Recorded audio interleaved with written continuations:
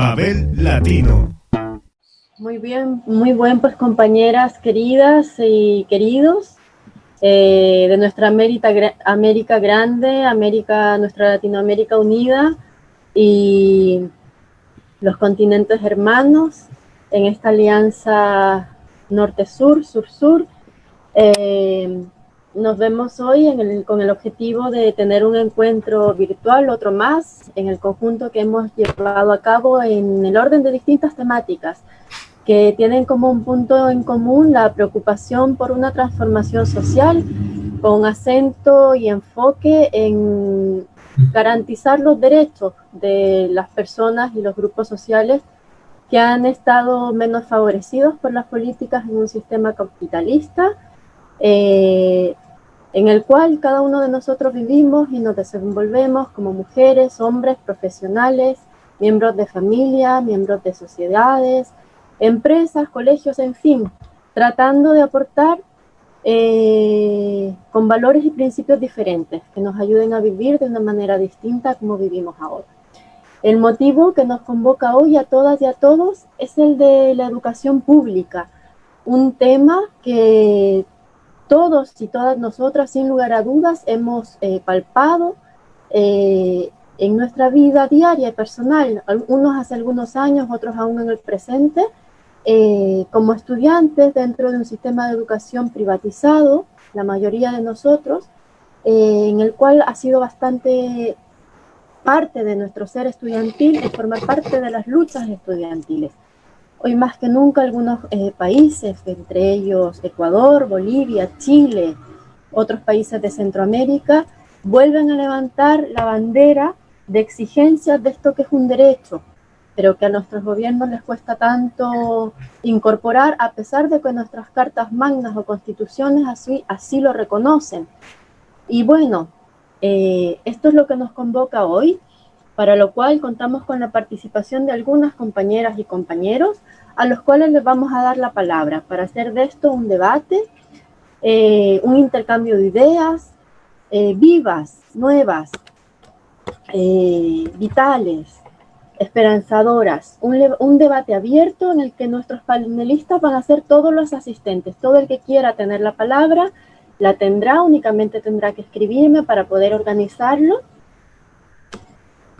Y les pedimos que cada uno pueda sintetizar las denuncias y propuestas para recogerlas en una relatoría en la que nos va a acompañar la compañera Isabel Gailote, para posteriormente, con la aprobación de los organizadores y la socialización de esta relatoría, poder remitirla y entregarla en formato de carta abierta a organismos internacionales, entre ellos el Parlamento Europeo de Italia. ¿Sí? Este es el objetivo. Poder reunir un discurso en el cual todos estemos de acuerdo y que recojan las distintas posturas a partir de lo que aquí todos juntos vamos a volcar. Les pido que como un mecanismo de diálogo que fluya y se transforme en un intercambio plural de visiones, ocupemos en la mínima cantidad de minutos en una única vez. Si son 4 o 5 minutos se los agradecería, luego retomaremos las palabras si así lo amerita en el curso de un debate, ¿sí? Entonces, agradecer como siempre a los compañeros de Babel Latino, esta plataforma abierta al mundo, internacionalista, que teje estos puentes para que podamos abrir este diálogo por medio de las tecnologías de la comunicación, y a todas las y los asistentes en este evento que promueve también Comune, la comunidad ecuatoriana y de ecuatorianos en el mundo, ¿no es cierto? Y bueno, pues sin más vamos a empezar. Disponemos de alrededor de 1 hora y media para este encuentro y quisiera darle la palabra en primer lugar a la compañera Cristina Benavides, en representación del Frente de Defensa de la Educación Pública del Ecuador. Cristina, ¿me escuchas? Sí, te escucho. Vale. Buen día con todos y todas. ¿Tienes audífonos que presté? ¿Sí me escuchan?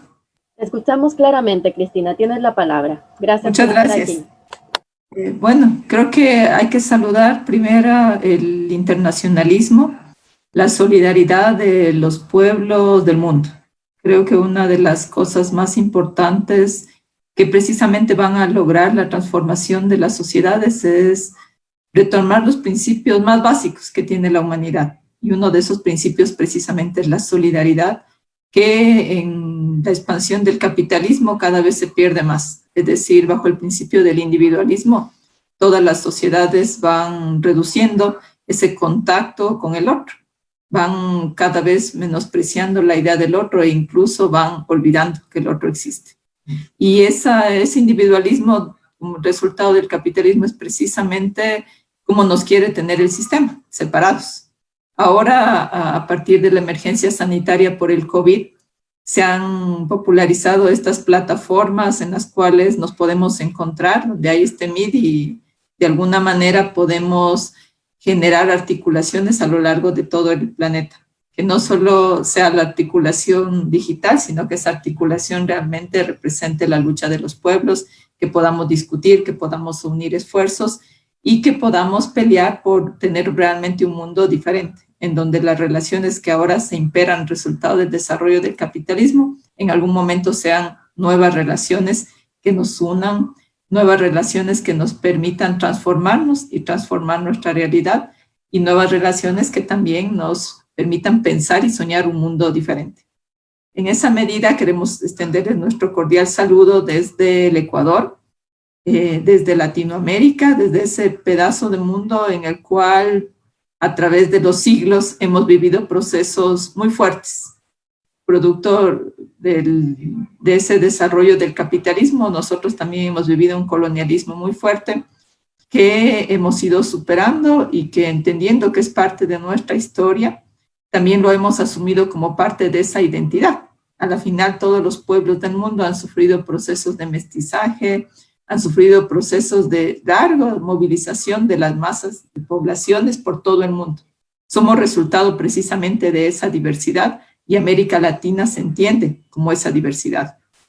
En las últimas décadas, América Latina ha vivido sendos procesos de transformación, entre otros, el tener un Estado casi obsoleto, reducido al mínimo por las condiciones de los organismos multilaterales, quienes tenían reducido al Estado prácticamente a una condición miserable, donde el Estado era prácticamente la última rueda del coche del desarrollo de la economía y el desarrollo de la sociedad. Quizás en la década del 90 la implantación del modelo neoliberal caló muy fuerte en América Latina, y quizás los países que adoptaron de manera más fuerte la receta neoliberal fueron precisamente los más castigados por la crisis.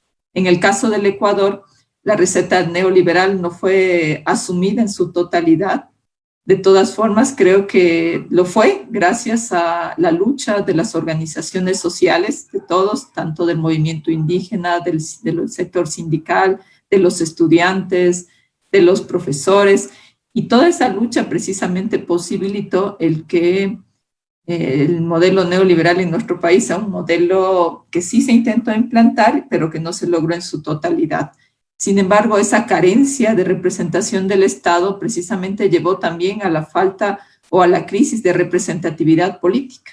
Hacia el 2005 en el país, prácticamente solo el 16% de la población creía en una instancia de representación que era el Congreso Nacional, y solamente el 32% creía en la democracia. Es decir, había una crisis de representatividad del mismo sistema. Luego viene un periodo en el cual se intenta retomar la idea de que puede existir un Estado fuerte, llamémoslo así por algunas corrientes, un momento de desarrollismo, impulsado por una corriente aquí en el país y que era parte de un proceso en América Latina que algunos han llamado el socialismo del siglo XXI. Nosotros preferimos hablar de un neodesarrollismo en el cual se priorizó, por decirlo de alguna manera, el nuevamente retomar ese Estado. ¿Ya? Ahora estamos, por supuesto, en un nuevo momento, abocado por también el precio de los commodities, ya no es el mismo que teníamos en el 2009. Sabemos lo que ocurrió con el precio del barril de petróleo y eso ha llegado a la reducción del tamaño a donde estamos ahora y se está atentando contra lo que se ganó en los últimos años. Eso significa que empezó un camino nuevamente de neoliberalismo, en el cual se intentan implantar las recetas de los organismos multilaterales de crédito. En el caso del Ecuador, los nuevos créditos han venido condicionados. En el año pasado, en el mes de octubre, se intentó implantar un paquete de medidas económicas que eliminaban los subsidios a los combustibles, lo cual generó una amplia movilización social que duró 13 días y terminó con el derrocamiento de medidas económicas que el gobierno quería implantar. Esto es parte de que nos sigan llegando créditos para lograr sustentar una masa que tiene y que es, por supuesto, aseguraba al menos el tema de la educación, la salud y otros sectores importantes. Resultado de ello, el gobierno necesita implantar ese paquete de medidas económicas y ahora, a propósito de la pandemia, ha utilizado este escenario para implantar aquello que no pudo hacer en octubre. Me extiendo un poco en esto para comprender cuál es el escenario en el que nos encontramos ahora y precisamente resultado de ese proceso, el último mes se han despedido cientos, por decir miles de trabajadores en el sector público y privado. Creo que es una realidad que está ocurriendo en todas partes del mundo debido a la emergencia sanitaria. El sector que está pagando la crisis precisamente somos los trabajadores, quienes estamos en una condición de vulnerabilidad mucho más grande. Es decir, si las aerolíneas ya no pueden funcionar, entonces despedimos a los trabajadores. Si las compañías de transporte no pueden funcionar, despedimos a los trabajadores. Si los restaurantes no pueden funcionar, despedimos a los trabajadores. Y precisamente en el Ecuador estamos en ese mismo escenario, pero con un agravante, que además están despidiendo servidores públicos. El 1 de mayo, precisamente el día en que conmemoramos el Día del Trabajador, conocimos de la reducción del presupuesto de las 31 universidades públicas del país. En el caso de varias universidades, respondía al 10% de su presupuesto. Ese 10% implicaba el que haya que hacer reducción de personal, pues precisamente eso era lo que sugerían en la reducción de ese presupuesto, y nos abocamos varios espacios, no solamente de docentes, sino también de estudiantes y trabajadores, y empezamos a convocar acciones de movilización. Llamamos el 5 de mayo un primer plantón bioseguro pacífico, en donde nos movilizamos esos estamentos y quizás fue un hito porque a partir de ese momento varias universidades se han movilizado, varios espacios han empezado a salir, porque el resultado de la crisis, el aislamiento social, nos tenía recluidos en las casas. Decíamos, estamos aislados, pero no estamos callados. Sin embargo, era importante hacer presión en la sociedad. Hace 2 días, gracias a una demanda que se interpuso con varias organizaciones de la sociedad civil, la Corte Constitucional del Ecuador declaró inconstitucional la reducción del presupuesto, pues en una situación de estado de emergencia como el que nos encontramos, hay 2 sectores de donde no se puede extraer recursos, que son precisamente la salud y la educación. Esperemos que la Corte entre en un proceso de litigio y finalmente declare inconstitucional la norma. Por ahora tenemos medidas cautelares que, si bien abren el camino, no es todavía...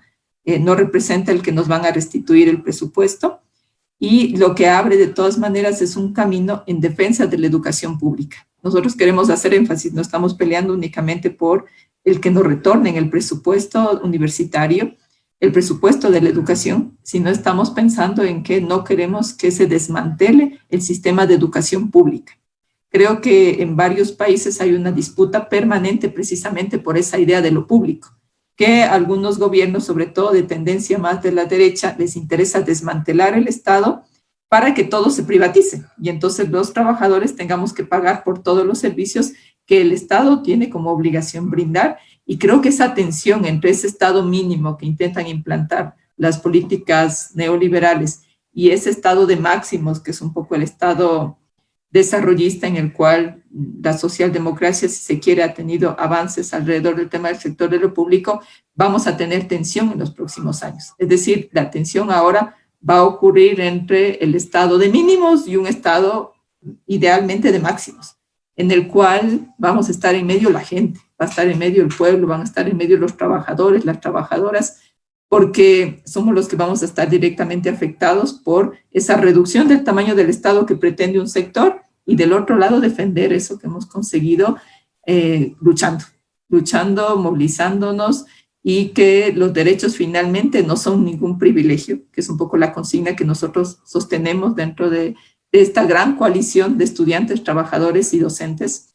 La educación de calidad debe ser un derecho y no debe ser un privilegio solamente de unas clases que finalmente van a terminar siendo beneficiadas, porque si la educación pública decrece, crecerá otro sector que es el sector privado, y entonces ahí seguramente los que saldrán afectados son el pueblo, los que saldrán afectados son las clases populares y más desposeídas, porque esas no podrán ingresar, y los que se ingresen tendrán que endeudarse y pasarán años pagando el precio de su educación superior. Por lo tanto, lo que tiene la universidad en cada una de las sociedades es precisamente la posibilidad de constituirse en un baluarte para estar a la altura de esas sociedades, ¿no?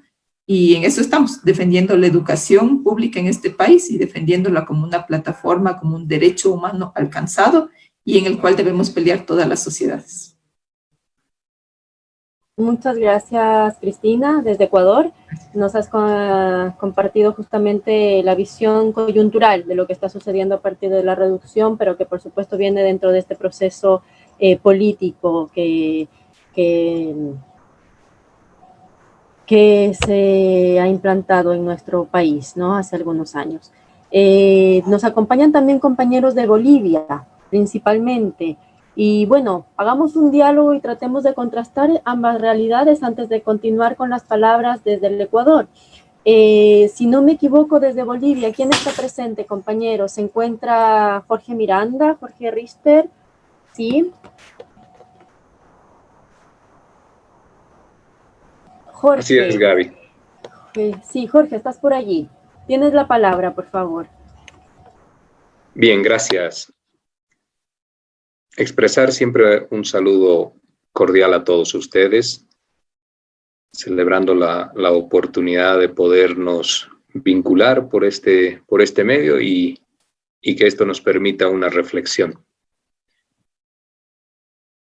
Hay dos elementos de lo mucho que se está hablando en este tiempo, de la nueva normalidad a la que vamos a salir a vivir una vez que terminen no solamente los procesos de aislamiento y de cuarentena, sino también todo esto que ha modificado o ha impactado con la presencia de la pandemia, del COVID.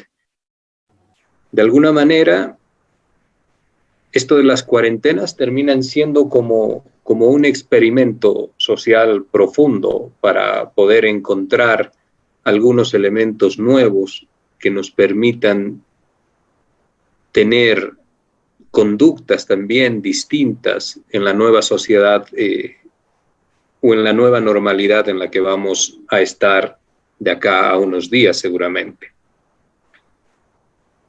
Y en este proceso de aislamiento, uno puede haber reflexionado bastante y escuchar un par de cosas que son importantes. Primero, alguna gente que ha dicho que el sistema capitalista está exponiendo y mostrando una de sus más crudas y desgarradoras crisis, y esto con entusiasmo también se festeja, sobre todo desde los sectores progresistas. Alguna vez Zizek decía que desde el año 1789, al día siguiente de la Revolución Francesa, ya diversos pensadores y gente avisoraba la crisis del sistema capitalista que hasta el día de hoy no ha ocurrido en la magnitud que posibilite su desaparición o sustitución con algún otro sistema. Y ahora, nuevamente, desde estos mismos sectores se observa esto, ¿no?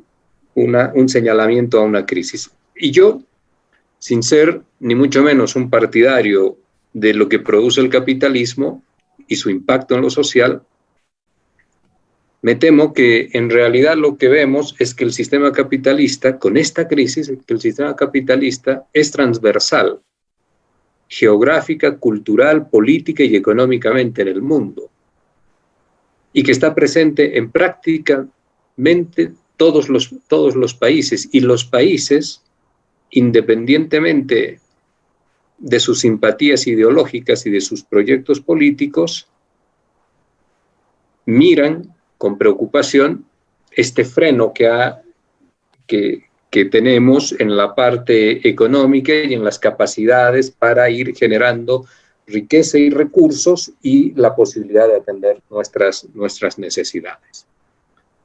Esto lo podemos discutir, si quieren, más adelante, pero entiendo que es un hecho hoy, no sabemos 25 años después, pero un hecho hoy consolidado, esta transversalidad del capitalismo que descarnadamente nos muestra dos elementos que son los que quería mencionar. El primero, su incidencia sobre la salud. Si nosotros podemos concluir algo de todo lo que ha sucedido con esta pandemia, independientemente de las reflexiones internas y personales y las tendencias autoritarias que empiezan a surgir en los estados y esta concepción de crear estados policiales en función de una causa noble, como puede ser atender la salud, es que debemos preguntarnos y reflexionar hasta dónde la salud puede también estar en manos privadas.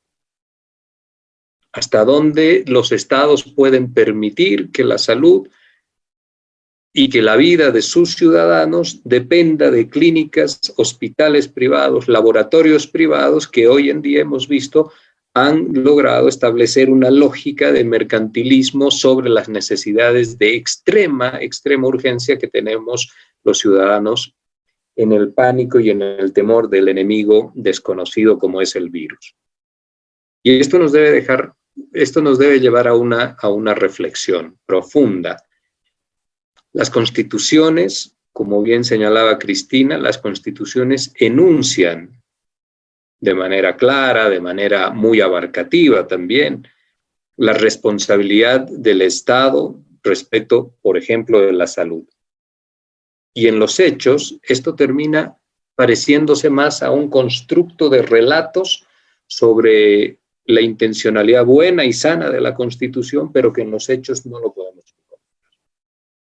Y el segundo aspecto incide sobre la educación, que atraviesa una crisis posiblemente absolutamente de diversa naturaleza que la sanitaria, porque no tiene esa urgencia que nos lleva a aislarnos, por ejemplo, o a tomar medidas muy, muy drásticas sobre lo social, sobre lo económico, pero que generalmente también es solamente una cuestión retórica por encima de las conductas y de las acciones diarias, contrastando lo que señalan las cartas que organizan las sociedades como una constitución política del Estado, vemos que las acciones son mucho menores sobre la educación y que también la incidencia de lo privado cada día va logrando avanzar terreno hasta posicionarse en el imaginario de la sociedad de que la educación privada garantiza no solamente conocimientos, sino una fluidez y una diligencia también en el cumplimiento de los objetivos. Y esto se va imponiendo de forma preocupante, y lo que quiero expresar con estos dos ejemplos de salud y de educación es que este capitalismo que no está vencido ni derrotado, que ha hecho una pausa durante la pandemia, va a salir en los próximos días al mercado con una lógica avasallante, donde vamos a poder presenciar una afectación inmediata, por ejemplo, de las cuestiones relacionadas al medio ambiente, pero también el tema de salud y el tema de educación. Cuando se miren las restricciones presupuestarias primeras, educación va a estar a la vanguardia en esto, porque la lógica capitalista ha hecho, sí, de la salud un negocio, también de la educación un negocio, pero no es el negocio fundamental ni el eje primero de su accionar económico. Y en ese sentido, la preocupación que yo expreso es esta situación y esta coyuntura que nos va a tocar vivir en los próximos meses. una reducción de las prioridades sobre el campo educativo y una reducción también de las prioridades sobre el campo de la salud para entregarlo a la lógica privada. Y esto me parece profundamente preocupante. Dejaría estos dos temas, sí, como una primera mención para que también se incorporen a lo que vayamos debatiendo, Gaby. Perfecto, has hecho unos enunciados con criterios bastante interesantes que me parece despiertan, ¿no?, la posibilidad de abrir un debate en múltiples direcciones, sobre todo de cara al futuro. Continuamos con la compañera Lorena Escudero, a quien estimamos muchísimo y agradecemos estar aquí. Lorena, si estás lista, te ofrecemos la palabra. Sí, aquí estoy. Un abrazo a todos y a todas desde Ecuador, desde Cuenca.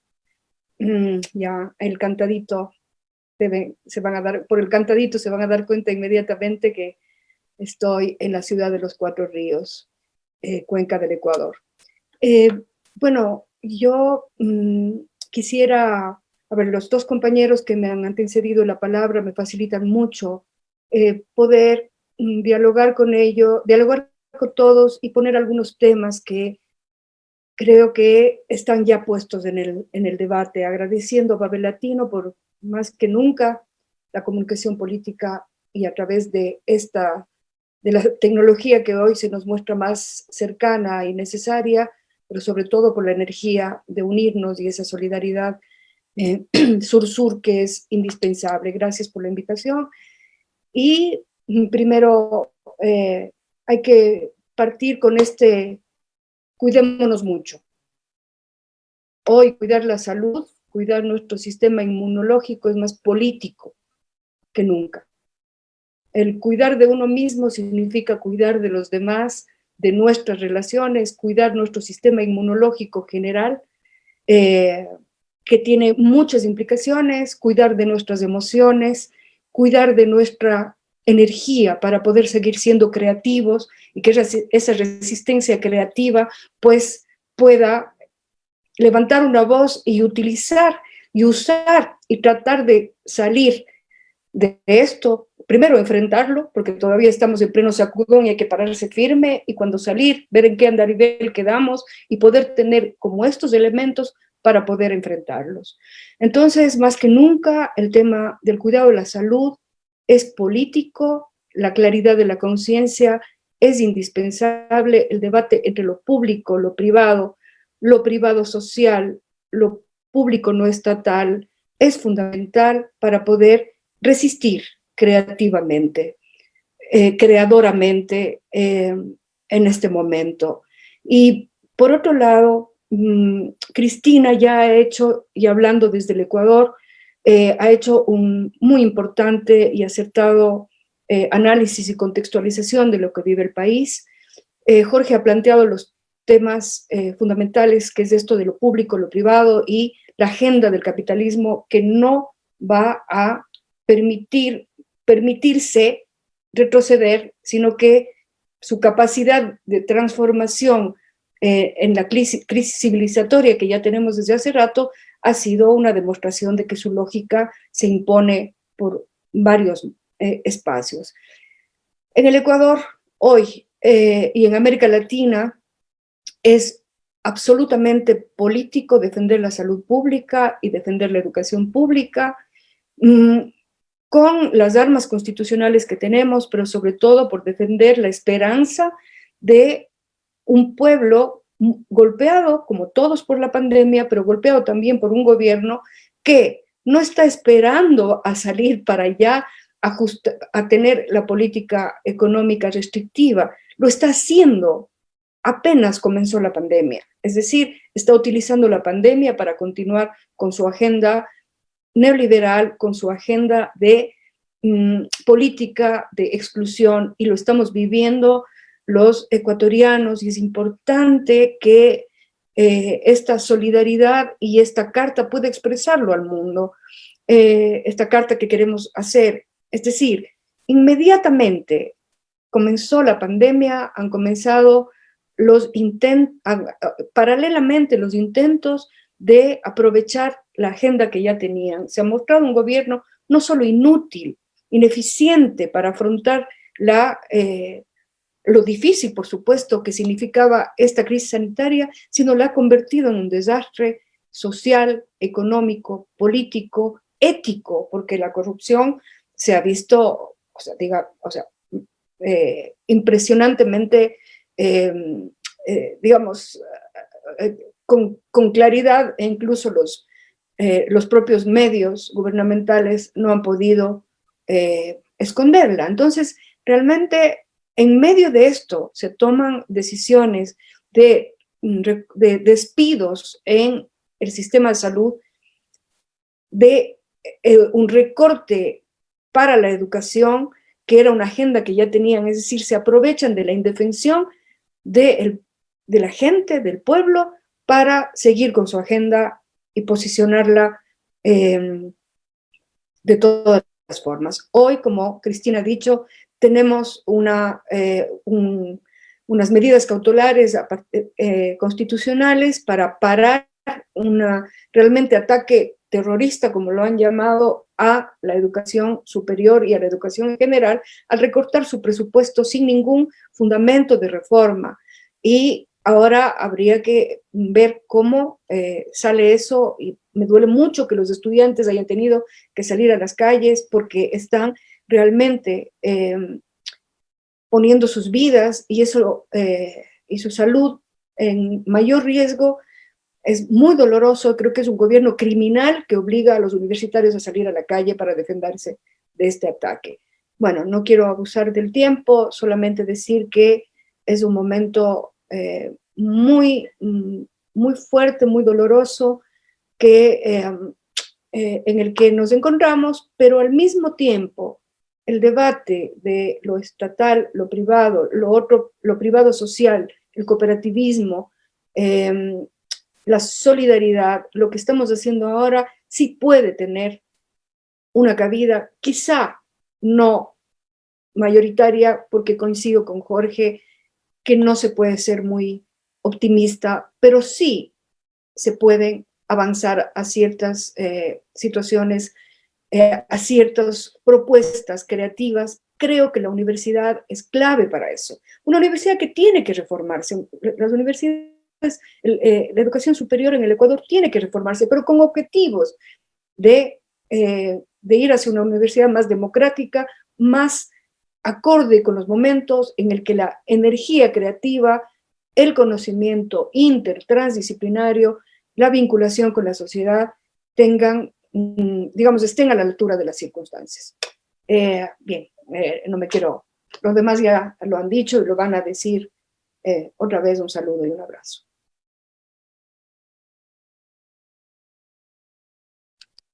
Gracias, Lorena. También nos has hablado, ¿no?, de lo importante de mantener esta comunicación y tejer estos puentes.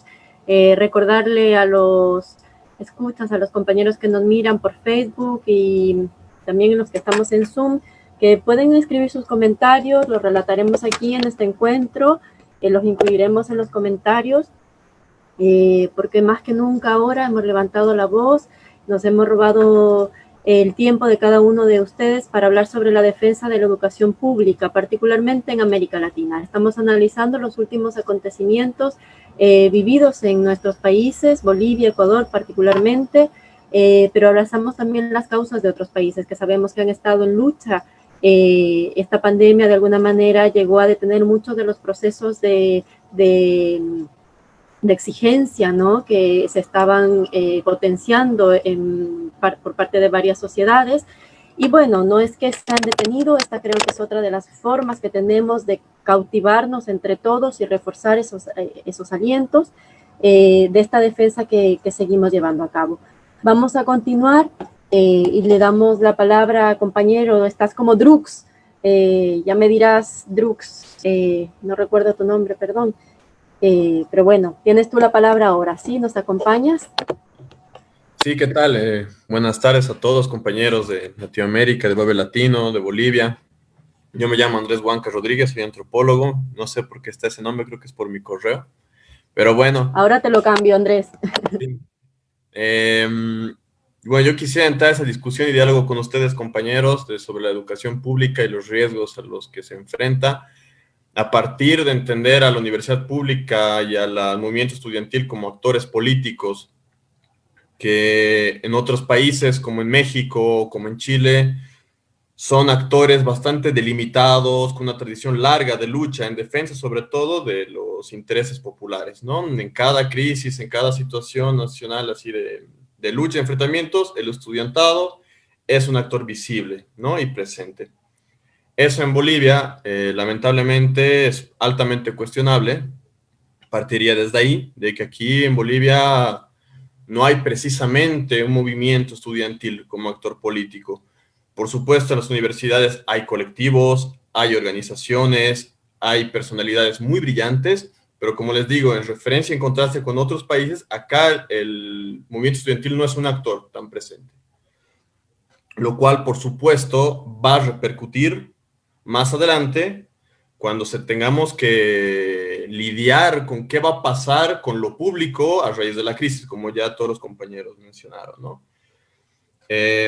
Para los que no han podido seguir mucho la situación boliviana, pues hubo el golpe de Estado del año pasado, que hasta hoy en día se extienden sus efectos, y la universidad pública en realidad fue un agente bastante activo en el golpe, ¿no? No como movimiento estudiantil, pero como institución, ¿no? Una institución autónoma que realmente ha sido tomado por personalidades vinculadas a las élites del poder, ¿no? Waldo Albarracín de la Universidad de San Andrés, la universidad pública, fue uno de los principales agentes del golpe que en tiempos de noviembre, pocos antes de los motines policiales y militares, trajo grupos de ultraderecha desde el oriente, Cochabamba y Potosí, para recibirlos a la universidad pública para que vayan a tomar físicamente la sede de gobierno. Hasta ese nivel estábamos hablando de cuál ha sido un poco el rol de la universidad pública, ¿no? En la situación de los intereses populares. Quizás lo que podría decir es que a raíz de todo lo que pasó ahorita, posiblemente se genere movimientos nuevos, ¿no? Regeneraciones, siendo optimista. Poco después del golpe de Estado, en noviembre, cuando Fernando Camacho, Marco Pumar y todos los sujetos claves del golpe de Estado se paseaban por el país porque habían ganado, también se acercaron mucho a las universidades públicas, a los campus para dar palestras. En la San Simón, que es de la ciudad de Cochabamba, de la que les hablo hoy en día, por fin el estudiantado se levantó y expulsó a Marco Pumari, relativizando el hecho de que se disponga tan fácilmente la universidad pública los intereses fascistoides, ¿no? Que realmente se los puede nombrar de ese modo. Entonces, bueno, podemos esperar de que quizás haya un nuevo movimiento, una hecatombe entre los compañeros universitarios de raigambre popular, pero eso tendremos que verlo más adelante, ¿no? Porque ese día, ese levantamiento involucró estudiantes, pues hay mucha gente que no era estudiante, pero no iba a tolerar de que llegue este sujeto, pues una vez más a celebrar poco después de las masacres que se vivían en nuestro país, ¿no? La de Guayani, que por cierto hoy día estamos celebrando, bueno, más bien estamos de luto por 6 meses de la masacre de Guayani, que el ejército y la policía mataron a muchos compañeros del Chapare. Pero bueno, volviendo a la cuestión nacional, cuestión de la universidad pública, un poco lo que se puede entrever es que ya hay una crisis económica anunciada para todos nosotros, que para Bolivia va a suponer, ya se sabe, una reducción en el IDH, que es el impuesto directo a hidrocarburos, que son regalías a partir de los hidrocarburos, que van a municipios y universidades públicas. En tanto que eso va a disminuir drásticamente, podemos esperar de que va a haber disputas, van a haber discusiones en torno a cómo subsanar la situación de las universidades y otras instituciones públicas que se hallan en riesgo en el país. En ese sentido, para nosotros es sumamente importante, antes de pensar en que el movimiento estudiantil va a tener que luchar por el IDH, antes de pensar que el movimiento estudiantil o la gente en general va a tener que luchar para que sea la clase trabajadora la más beneficiada, la más cubierta respecto a las consecuencias de la crisis y no la protección del empresariado, que es algo que ya también se empieza a ver en nuestro gobierno, para nosotros ha sido importante poner antes la demanda de las elecciones nacionales. ¿Por qué? Y creo que con eso voy a terminar porque pues, me imagino que hay muchas cosas que discutir. Para nosotros en Bolivia es sumamente importante porque el gobierno, que es transitorio, empezado a tomar medidas estructurales como el ingreso y producción de transgénicos en nuestro país. Se está hablando ya de empezar a hacer negociaciones con el litio. Se está haciendo un manejo bastante precario de la cuestión de la salud que pone en riesgo. Nuestros compañeros aquí en Cochabamba ya están saliendo a manifestarse, muy lamentablemente porque se ponen en riesgo, pues porque no tienen ya insumos necesarios para sobrevivir, de alimentos. Ellos, al no tener servicios básicos de agua, se están pagando su agua, cuando la mayoría de la gente de clase media tiene subsidiado el servicio del agua. Entonces, lo que estamos observando es que este gobierno, en vez de limitarse a las elecciones y en vez de limitarse a mantener un status quo en la cuarentena, está pisando el acelerador para beneficiarse, para beneficiar a ciertos sectores y no ocuparse de los sectores populares. Entonces, para nosotros, en contraste a lo que es en Brasil, que vemos que el movimiento de izquierdas y progresistas están luchando más bien por sostener la estructura institucional democrática y más bien protegerse a sí mismos de la cuarentena cuando Bolsonaro está intentando alentar. Para nosotros, por otro lado, ahorita es importante encauzar nuestra institucional mediante elecciones y ponerle un freno a este gobierno que, aunque ponga el discurso de la vida primero, está poniendo en riesgo a nuestra gente, que está realmente en situaciones lamentables. Y esperemos que con una elección de por medio, el modo de lidiar con la crisis económica posterior, que vincula a la universidad pública, será mucho más fácil y será más sencillo. Entonces yo por ahí lo dejo y sigamos debatiendo. Gracias.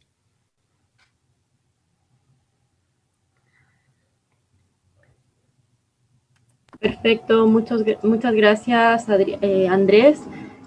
Vaya, no deja de conmover, ¿no? Que nos indiques que hace falta, ¿no? Esa actoría política dentro de lo que es el escenario de la disputa, ¿no? Del poder y la distribución, por supuesto, de las riquezas y la construcción de las igualdades. El actor estudiantil siempre ha sido importantísimo en el curso de la historia.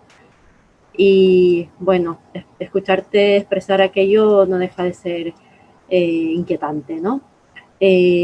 Vamos a dar la palabra a la compañera Nicole y Edgar, que nos acompañan desde Ecuador. Bienvenidos.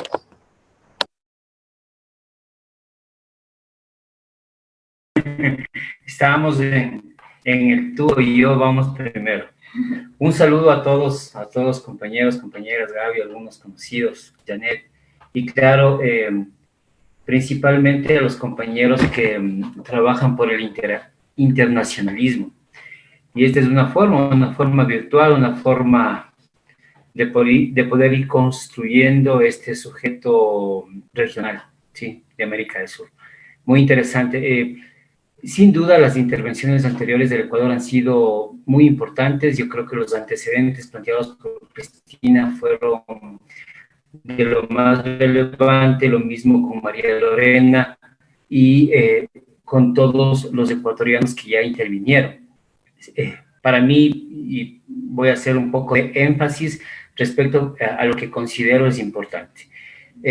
Nuevamente, vuelve a aparecer el debate de lo público y lo privado. Nosotros en el año 98, nuestra sociedad ecuatoriana se planteó un gran debate sobre el significado, la relevancia y el enfoque de lo público y lo privado. En ese entonces ganó lo público, es decir, la sociedad entera se propuso bajarnos del ALCA, el TLC, y lo logramos. Es decir, logramos que el debate de lo público se asiente en nuestra sociedad y la gente recapacite, haga conciencia sobre su significado.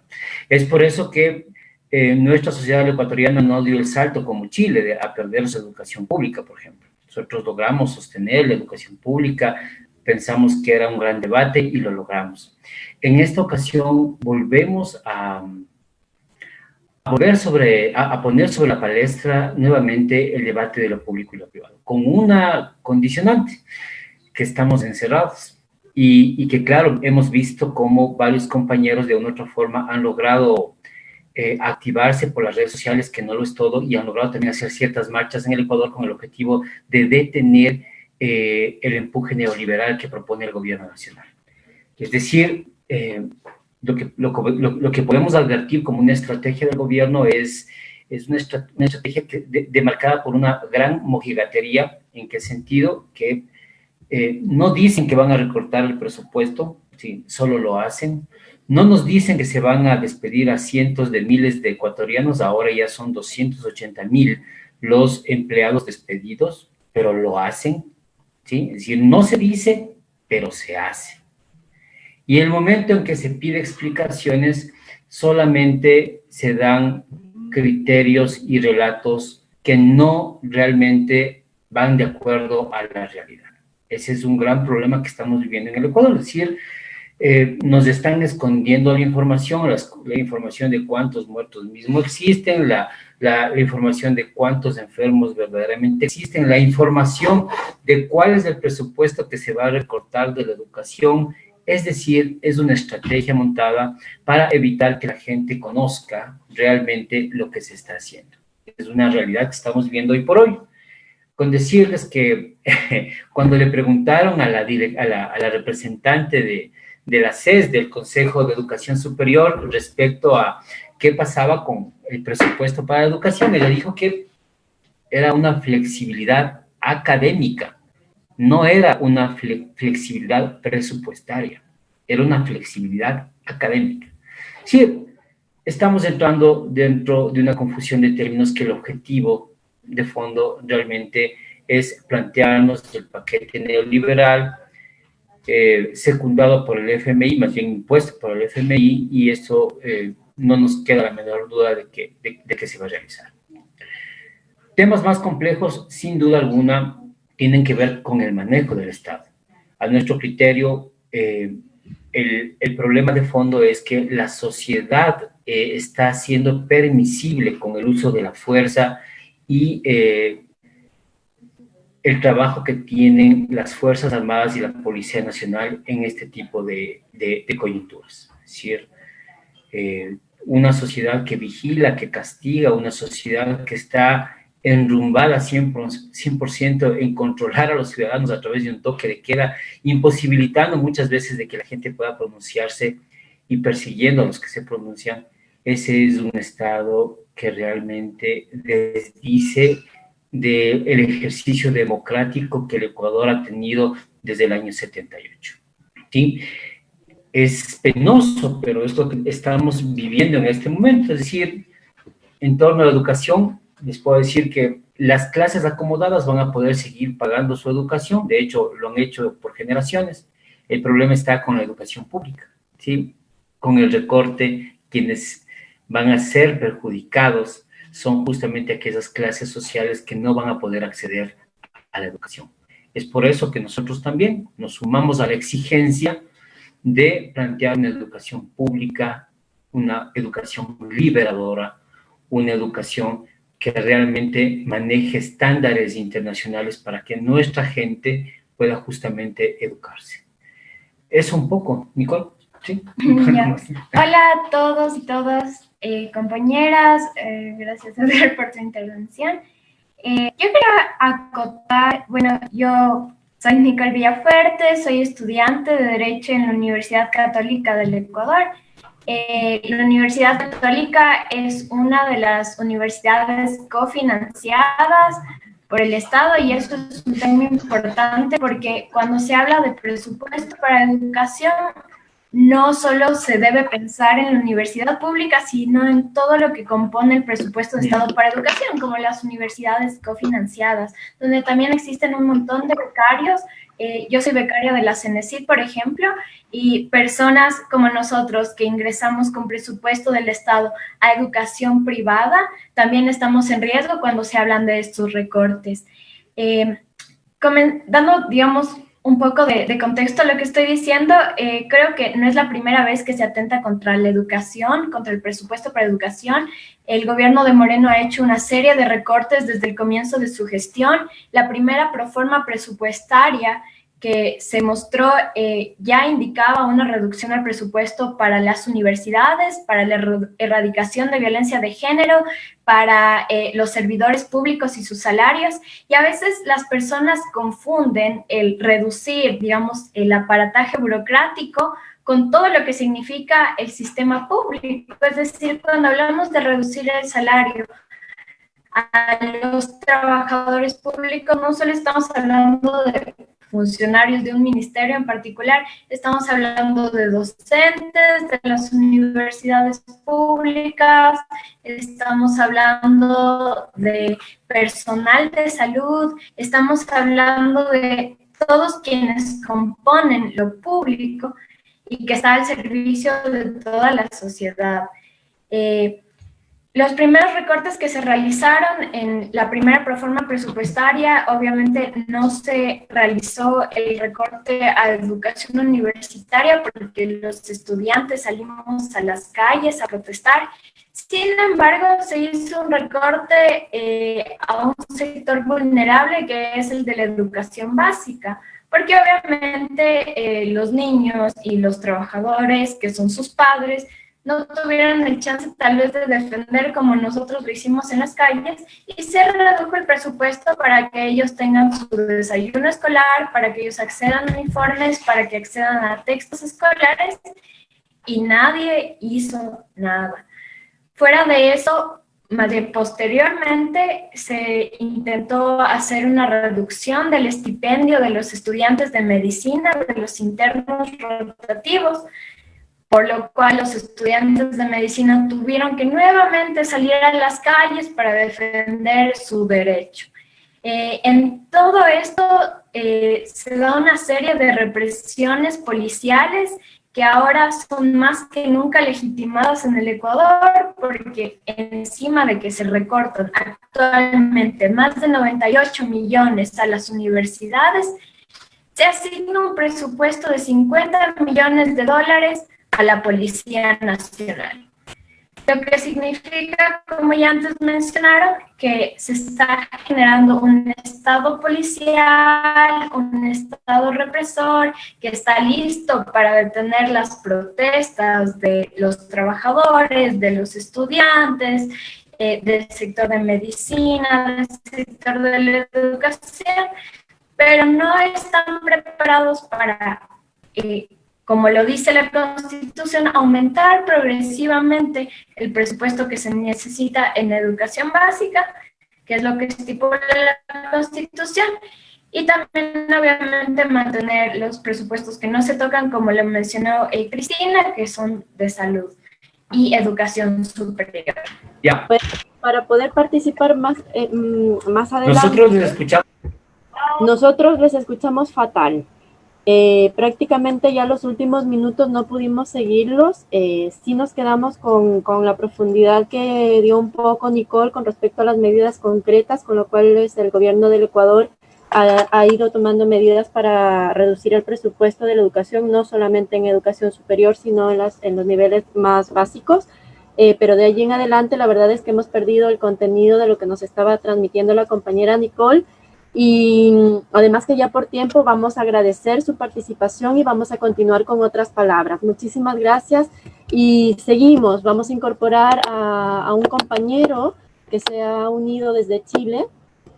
Él es Oscar y le vamos a preguntar cómo está la situación por allá, la situación de la lucha estudiantil por la educación pública, que es el tema que nos convoca el día de hoy, ¿sí?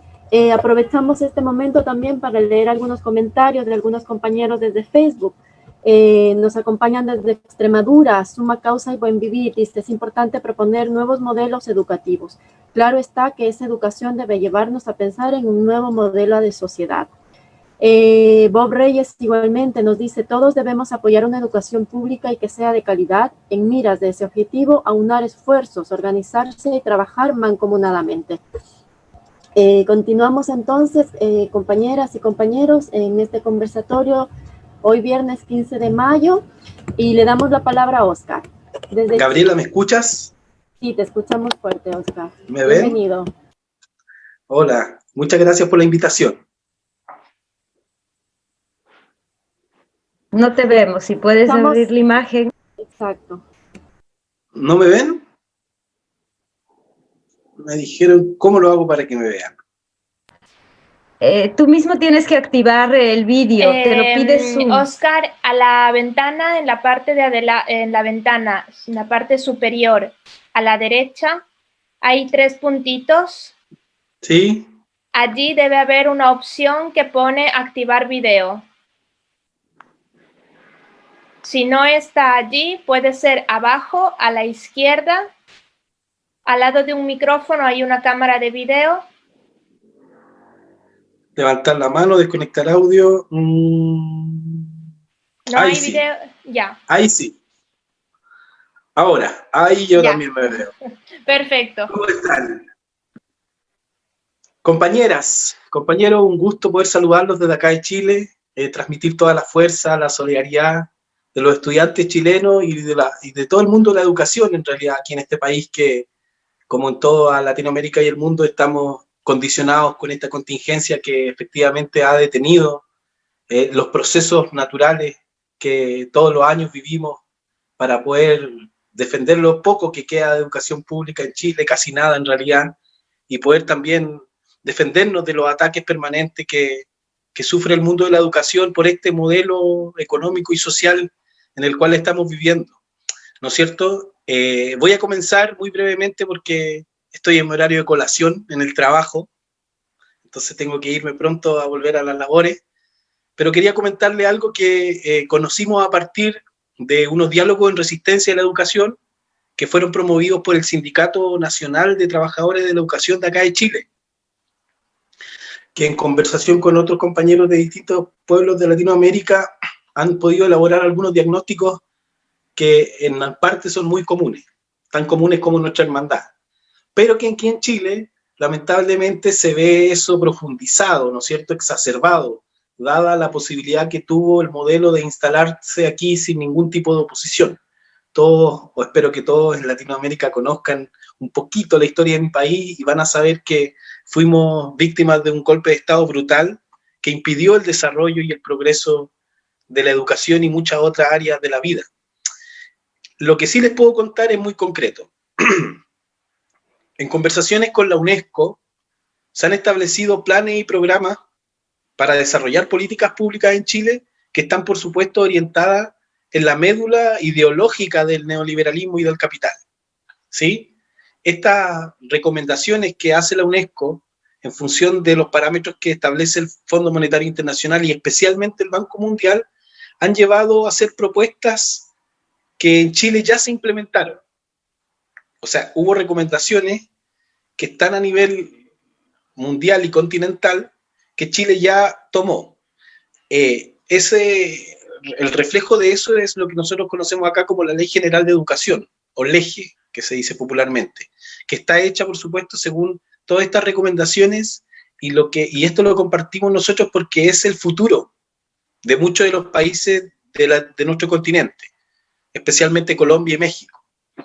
Entonces, obviamente tiene que ver con crear entidades que estén por sobre de las tradicionales entidades públicas, como los sindicatos, las asociaciones o incluso los mismos ministerios. Aquí en Chile tenemos hace muy poco lo que se llama la Superintendencia de Educación, ¿sí? Y también tenemos servicios locales de educación, agencias que transformaron la relación histórica que tenía el Ministerio de Educación como organismo público dependiente del gobierno y como parte del Estado, ¿no es cierto? Cambiaron ese rol del Ministerio de Educación y pusieron una superintendencia de educación que, si ustedes lo relacionan con su nombre, con los procesos gerenciales, ¿no es cierto? Efectivamente estamos hablando de una instancia que entiende la educación como un bien de mercado, se relaciona con los profesores y con los trabajadores y trabajadoras de la educación simplemente como unos empleados que venden su fuerza de trabajo, y a los estudiantes y a sus apoderados como unos viles clientes, ¿ya? Yo podría ponerme a detallar de alguna forma en cifra o también ir repasando las localidades en Chile, regiones y pueblos, donde se ha ido desarrollando esta nueva Ley General de Educación, pero no tengo tiempo. Entonces me voy a quedar con transmitirle lamentablemente esta alarma, que ustedes pueden verlo, un informe que salió ahora el 12 de mayo, donde salen todas estas recomendaciones para modificar el escenario social y político que hemos tenido en el mundo de la educación en nuestros países hermanos. Así que no nos queda más que seguir generando los lazos que nos permitan aumentar la resistencia, aumentar la solidaridad y poder entender que estamos hermanados. No solamente la cordillera de los Andes nos hermana, sino que también los niveles de sometimiento y explotación a los cuales estamos sometidos. Y especialmente ahora en que el imperio norteamericano está buscando recuperar su patio trasero, ¿no? Así que mucha fuerza a todas, me voy a despedir, voy a ser súper breve. Muchas gracias, Gabriela, por la invitación. Y cariño a todas, B Latino, Janet Sosa y Gaby, por supuesto. Así que les mando un abrazo, estamos en contacto y nos vemos pronto. Hasta la victoria. Muchas gracias. Siempre. Siempre. Chao, chao. Muchas gracias, compañero Oscar. Y así pues, con este espíritu vamos a continuar, nunca para atrás, siempre para adelante. Y vamos a darle la palabra a un compañero que, si no me equivoco, es profesor. Él nos va a hablar desde esta perspectiva, desde el enfoque universitario. Patricio León, si es que te encuentras por allí, desde Ecuador, si no me equivoco, ¿dónde estás?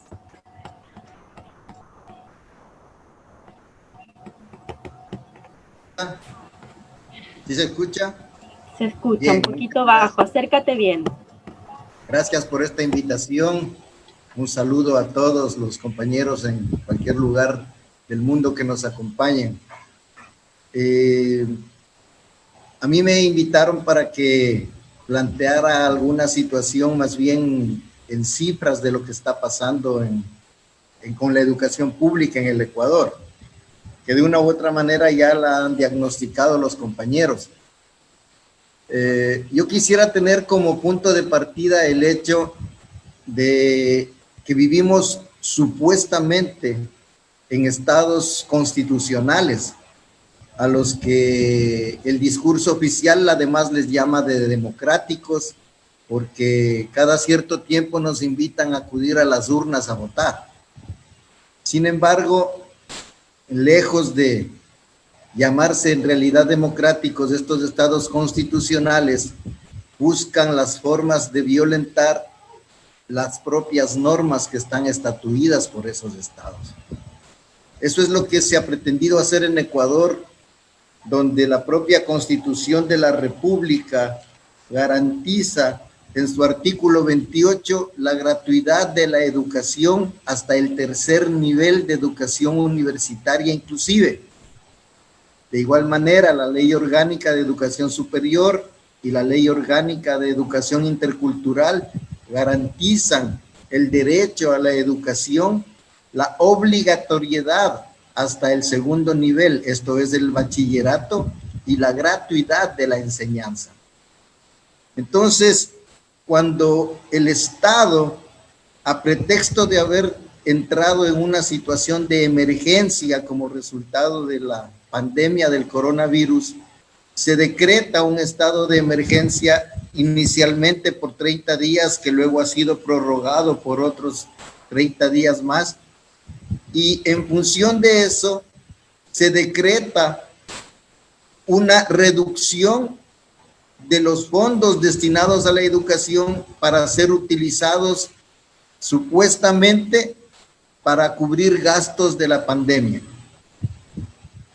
Se quita recursos a la educación general, esto es a la educación primaria, secundaria, a la educación preescolar, y también se quita recursos a la educación superior, a la educación universitaria.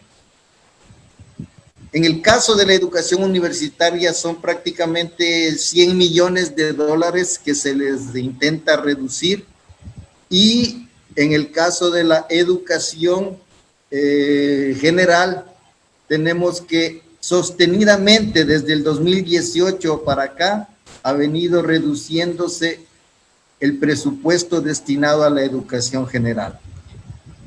Se acaba de suprimir en el Ecuador el bachillerato internacional, que fue un logro muy importante de las épocas anteriores, donde había una educación de mayor calidad, una educación orientada a ser bilingüe, una educación mucho más cosmopolita.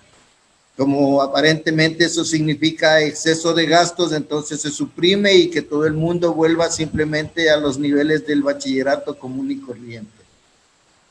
Se afecta inclusive a nivel de los llamados guaguacentros, o sea, una especie como de guarderías infantiles donde las educadoras y educadores parvularios trabajaban con niñas y niños menores de 4 años. También eso se está suspendiendo, especialmente en algunos GATS, en algunos gobiernos autónomos descentralizados, como es el caso del municipio de Quito y otros más en el país. Entonces, bien, dentro de esta situación, lo que creo yo que hemos empezado ya a colectivizar y a entendernos entre todos nosotros, es que la tarea no es solamente defender la educación pública como educación, sino tratar de tener bien claro la defensa del Estado para los ciudadanos. ¿Sí? El Estado no puede ser siempre el buen padre cuando se trata de salvar las crisis financieras, cuando se trata de salvar la quiebra de los bancos, cuando se trata de sucretizar la deuda externa privada. Ahí el Estado es bueno, ahí el Estado es conveniente, ahí el Estado es valioso y está cumpliendo su deber. Pero cuando se trata de asumir medidas responsables de apoyo a los sectores populares, a las clases trabajadoras, en definitiva el pueblo llano es el que más acude a la educación pública en el Ecuador, ya que los sectores más pudientes económicamente tienen los espacios de la educación privada en todos los niveles. Entonces ahí sí los recortes están en términos de salud, en términos de educación, en términos de cultura, en términos de bienestar social. Entonces, por favor, tenemos, creo yo, que ir hacia esa clarificación de objetivos. Lo mismo puede ocurrir en Chile, lo mismo puede ocurrir en México, en muchos países de América Latina, que presionados por los organismos crediticios internacionales, se ven en la obligación de asumir determinado tipo de políticas públicas que no hacen sino orientar hacia el sector privado todas aquellas actividades que pueden ser lucrativas. Entonces, la defensa tiene que ser de todo lo público, de la educación, de la salud y de los servicios fundamentales que debe prestar a toda la ciudadanía. Los impuestos con los que se quiere recargar a nombre de contribuciones para combatir la pandemia en el Ecuador. Se establecen que alrededor del 64% la pagarán los sectores populares y el 36% restante la pagarán las empresas y los grandes núcleos económicos, los sectores más poderosos de la economía ecuatoriana, cuando debería ser todo lo contrario. Tenemos algunos ejemplos, como en el caso de El Salvador, en algunos otros países de América Latina, se buscan mecanismos de promoción económica, se buscan mecanismos de apoyo a las pequeñas empresas para que no se cierren y puedan tener más estabilidad los puestos de trabajo. Acá en Ecuador no se ha recurrido a ninguno de esos mecanismos, sino más bien a través de una ley que el gobierno la ha planteado como de emergencia y que está siendo discutida en la Asamblea Nacional. Se hace contribuciones de los salarios de todos los empleados, tanto públicos como privados, para de una u otra manera tratar de solventar esta crisis. Entonces, la orientación que debe tener el Estado es lo que debemos nosotros poner en el tapete de la discusión ahora. porque la educación es solamente un aspecto. La salud, la educación están garantizados constitucionalmente y están señalados como deberes que el Estado tiene para con sus ciudadanos. Entonces, eso tenemos que ver la forma de que a través de la organización social, de la organización política de la gente, se le pueda reclamar y exigir al Estado, porque son derechos que están ahí estatuidos, no son dádivas que ningún gobierno está o no en disposición de darlas. Entonces, me parece importante que el compañero que hablaba hace un rato desde Bolivia, Jorge, ¿sí?, planteaba como gran preocupación qué es lo que está ocurriendo en estos momentos. A través de la pandemia se está buscando nuevas formas de control social. ¿Por qué? Porque las sociedades en América Latina venían en un proceso de efervescencia, en un proceso de lucha, en Chile, en Bolivia, en Ecuador, ¿sí?, en Colombia. Y en definitiva esta cuestión de la parálisis a nivel internacional por el coronavirus como que puso freno, ¿sí?, a estos momentos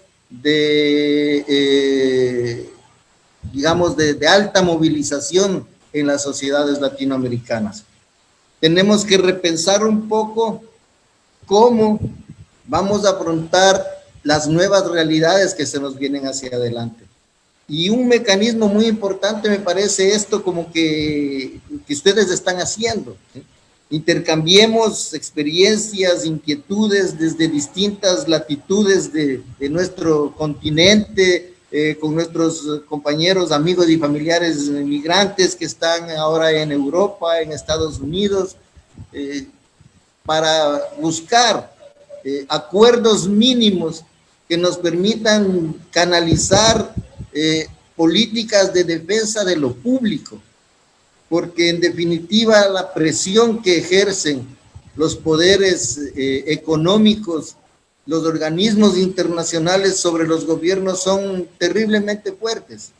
Entonces, depende también de las decisiones que internamente los gobiernos tomen en función de ¿estamos con nuestros pueblos o estamos con los organismos internacionales que exigen las privatizaciones, que exigen a través de las cartas de conducta, a través de los acuerdos para otorgamiento de créditos? Entonces, prácticamente maniatan a los gobiernos para que cumplan con sus postulados. Si a ellos sumamos el discurso oficial y el discurso de la prensa, de las grandes cadenas internacionales, simplemente lo que muchos están planteando ahora, algunos teóricos, es que están instaurando, ¿sí?, la política del miedo como un nuevo instrumento de control social. Entonces, valga la oportunidad a través de estos foros que podamos, intercambiar, replantear, reformular cosas, reformular lineamientos para, a través de los mecanismos que nos sean posibles en función de la realidad de cada país, buscar la defensa de lo público, la defensa del Estado como un instrumento de servicio a los ciudadanos. Hacia allá creo que debemos apuntar en esta nueva coyuntura. Muchas gracias, Patricio, por tus aportes tremendamente valiosos. Nos vamos acercando al final por tiempo. Hemos empezado ya casi hace una hora y media, como habíamos organizado este encuentro. Agradecer el tiempo de todos y cada uno de nosotros y hacer un llamado a que si queremos hacer algún comentario final lo podamos realizar ahora con las personas que también nos habían antecedido en las palabras. Vamos en primer lugar a brindar la palabra a la compañera Lorena y luego, por favor, las otras personas que deseen participar lo vamos anotando, ¿sí? Lorena, estamos contigo.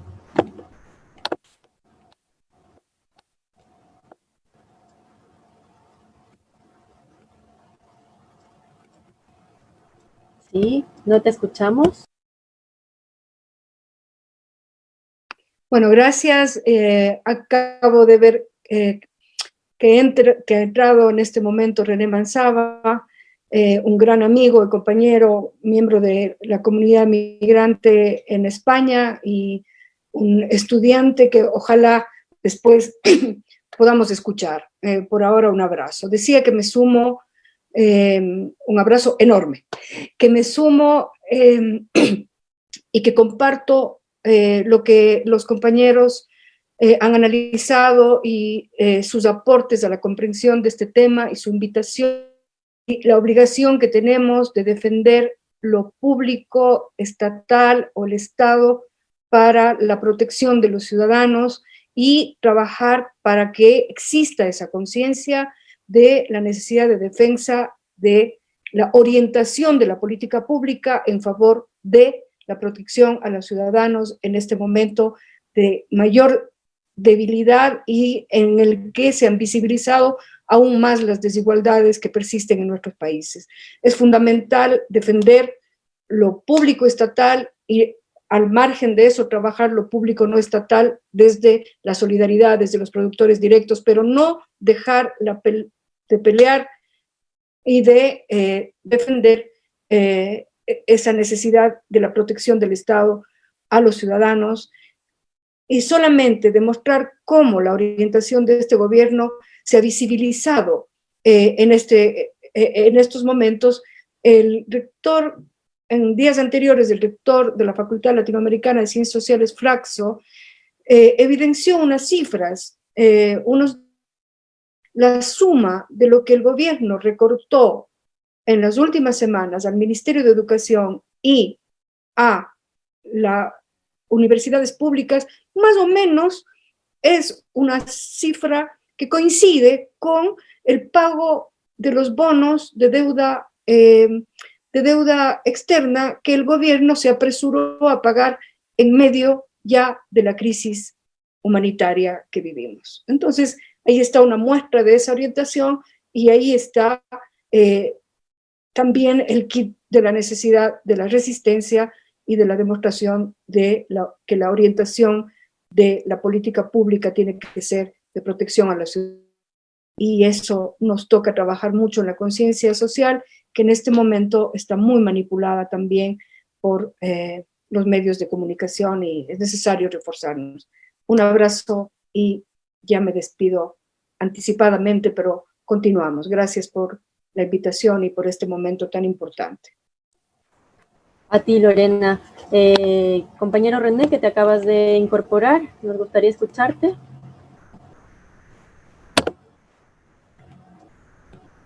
Hola, ¿se me escucha? Sí. Perfecto. Bueno, los he estado siguiendo a través de Facebook, me metí aquí al final, pero quiero iniciar dándole un saludo, si se me permite, a Janet, a Lorena. Es un gusto enorme escucharlas aquí y ver sus caras después de tanto tiempo separados.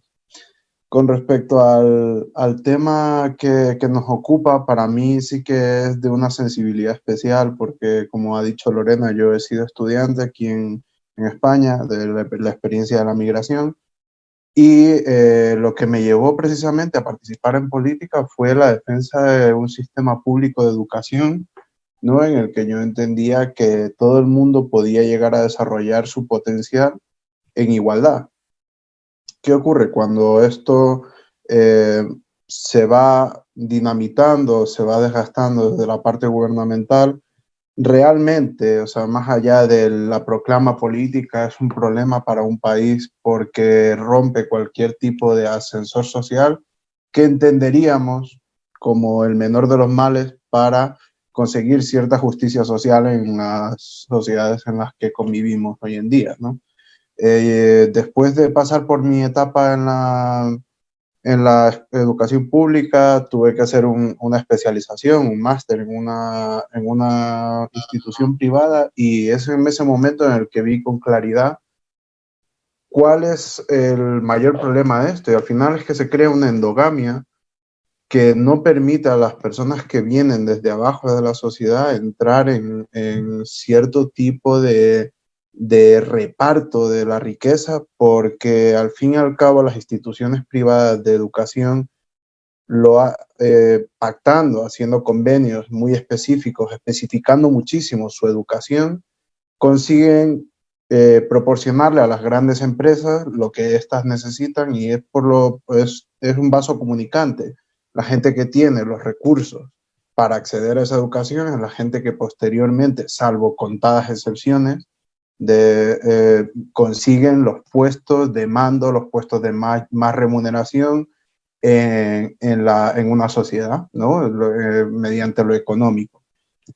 ¿Qué sucede con esto? Que la pobreza se vuelve endémica en las clases bajas, se hereda, dado que no tienes buenos recursos para proporcionar a tus hijos no van a poder acceder a esa élite educativa, y esto va a hacer que vaya acrecentándose esa desigualdad social. Y eso para un país, desde cualquier punto de vista, es terrible. ¿Por qué? Porque esa desigualdad lo que promueve es la destrucción del Estado.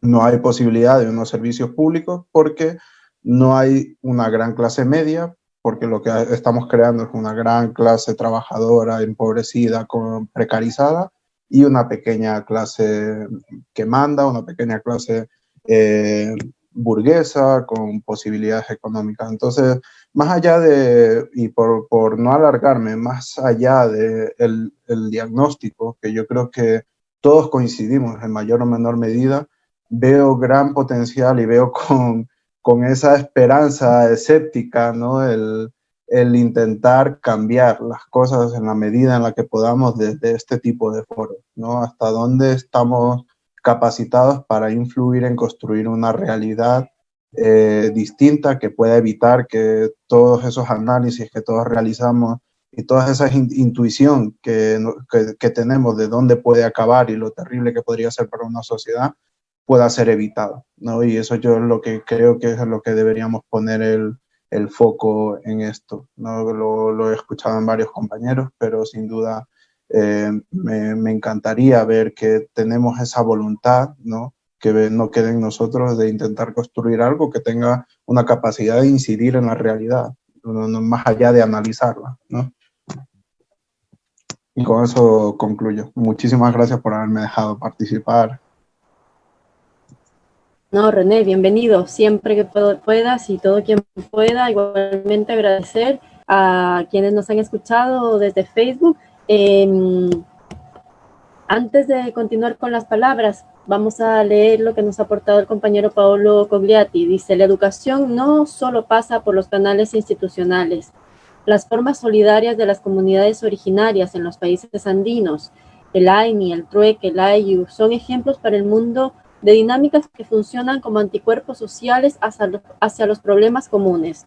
Demuestran cómo la sociedad es un organismo biológico, como cualquier otro, que a través de la solidaridad sabe defenderse y actuar como un único sistema, superando la lógica del individuo para lograr el beneficio de todos.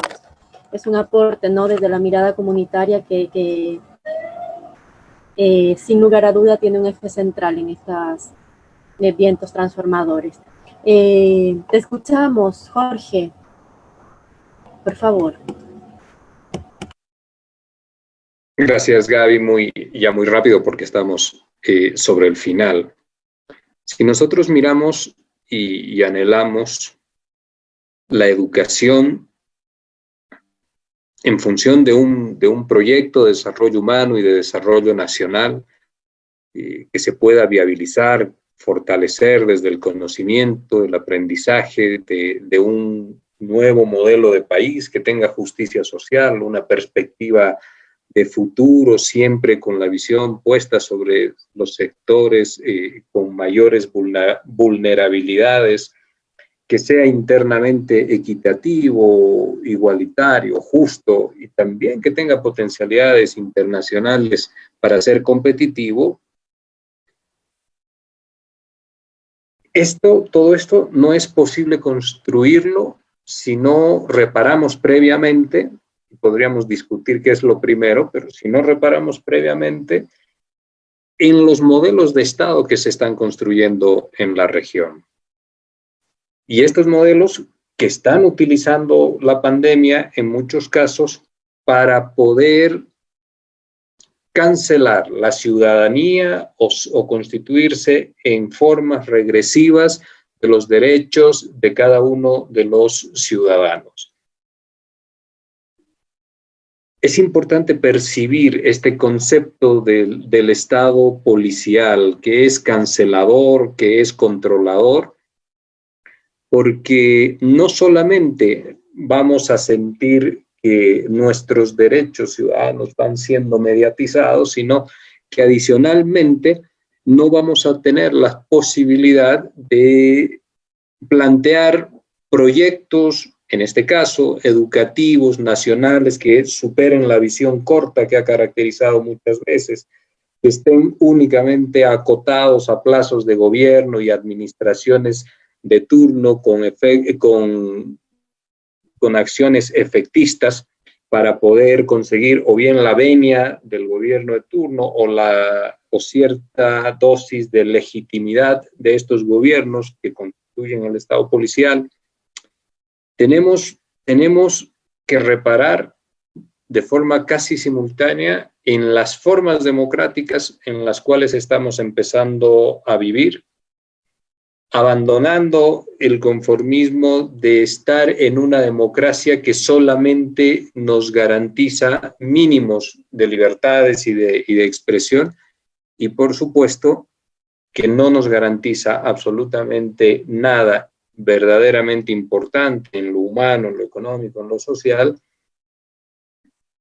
en tanto y en cuanto sean estados por fuera de la institucionalidad y de las formas constitucionales. En Bolivia lo estamos viendo, una resistencia no vista antes durante los 37 años de democracia a poder realizar un proceso electoral que pueda darle legalidad y legitimidad a toda la estructura gubernamental del Estado en sus tres niveles, el central, el departamental y el municipal. Tenemos absolutamente todo por fuera del periodo concluido, en consecuencia por fuera de la institucionalidad y alejado del marco de la Constitución. Y constituyendo un Estado policial, que no somos el único país en la región, un Estado policial donde el tema, por ejemplo, de la salud termina siendo una cuestión sobre la que no tenemos tuición y que está siendo anexada lentamente a lo privado. Y en el tema de lo educativo, una vez que pase la pandemia, vamos a tener una restricción importantísima de presupuesto, porque electoralmente y desde las políticas de efecto sobre la sociedad, la educación no rinde. Y adicionalmente, la educación que produce capacidades para que la sociedad tenga algún talento adicional o diferenciado para interpelar las políticas, termina siendo un incordio y una molestia. Entonces, yo, compañeros, a tiempo de agradecerles a cada uno de ustedes la paciencia, sobre todo los aportes que realicen, expresarles la preocupación por lo que está sucediendo en sus sistemas y en sus países también, pedirles que no sea la última vez y que podamos reflexionar sobre estas formas de Estado en las cuales estamos empezando a vivir, que las asociamos rápidamente a democracia, pero que tienen elementos que son profundamente restrictivos y canceladores de nuestras libertades y derechos. Y con eso no vamos a avanzar ni en salud ni en educación en la forma importante en la que nuestras sociedades lo están necesitando. Un saludo cordial y afectuoso a cada uno de ustedes. En esa misma línea nos comenta la compañera Isabel que también el rector de la Universidad de Pablo de Olavide en Sevilla ha pedido al profesorado asumir recortes en sus salarios y a la universidad en general que se prepare para recibir menos fondos, ¿no? Es decir, no estamos en lo absoluto desconectados con respecto a los posibles horizontes o panoramas, ¿no?, de los que hablas tú, Jorge Richter. Ojalá no fuera así. Podríamos quedarnos más tiempo, pero nos hemos comprometido a culminar ya dentro de la agenda que teníamos programada. Gracias, Andrés, gracias, Jorge y demás compañeros. Te brindo la palabra, Fernanda, para que podamos dar cierre. Un abrazo sentido a todos y todas. Bueno, antes que nada, muchísimas gracias a todas las personas que han participado. Es siempre más bonito seguir creando estos espacios. Ya hemos creado algunos con Babel Latino de temas médicos, sobre la gestión de las residencias de las personas mayores en España. Hemos creado diferentes contenidos y conferencias y encuentros virtuales que están todos como dando el mismo zumbido, como diciendo, estamos todos luchando en diferentes países por diferentes cosas, cada uno en sus plataformas, en sus luchas, pero nos estamos uniendo a través de estos canales y es lo que yo siento, ¿no? Yo, escuchando todo lo que se ha dicho hoy, creo que nos quieren tontitos, nos quieren malnutridos o desnutridos. Les ha venido de anillo al dedo la pandemia porque efectivamente, a pesar de todos los problemas que se tiene ya en nuestros sistemas educativos, la gente joven de Sudamérica se estaba despertando y se estaba levantando algo que era difícil parar y la pandemia vino como un frenazo. Entonces vamos a buscar otras vías, unas alternativas. Una de estas son estos encuentros, pero queremos más, queremos hacernos sentir más, no quedarnos solo en las reflexiones que son muy buenas y muy profundas y hay que seguir haciéndolas, pero pasar a las acciones. Por lo tanto, vamos a proponerles primero que nos dejen sus emails. La mayoría de ustedes tienen los contactos de persona, pero si pueden también en el chat dejarnos los emails. Nuestra compañera Isabel Gallote desde España está redactando todo lo que se ha dicho el día de hoy en esta conferencia y la intención es hacer una carta abierta firmada por todas las personas que hemos participado para poderla difundir en los medios, en las organizaciones institucionales, tanto en América Latina como en Europa, intentar que esto se difunda, que lo que se está diciendo aquí no pase por alto y que no quede solo entre nosotros y que no quede sobre todo en palabras, sino que vayamos hacia los hechos, ¿no? No podemos salir a las calles ahora, no pasa nada, hay otras vías. Vamos a seguir haciéndonos escuchar por la defensa de los derechos de la ciudadanía, por la defensa de lo público, por la defensa de los pueblos originarios, por la defensa del ambiente. Tenemos muchos otros aspectos que defender en nuestro continente, porque es un continente vivo, es un continente joven, es un continente activo, y eso es lo que tal vez creaba tanto miedo, y por eso la policía, la represión y todas las medidas que se están tomando, pero no vamos a dejar que siga pasando. Y tendremos que encontrar las nuevas maneras de oponernos y de hacer resistencia con creatividad, con cultura y con todo lo que tengamos en nuestras manos para poder seguir luchando. Así que muchísimas gracias y seguiremos seguramente proponiendo más de todo esto porque hay que seguir tejiendo.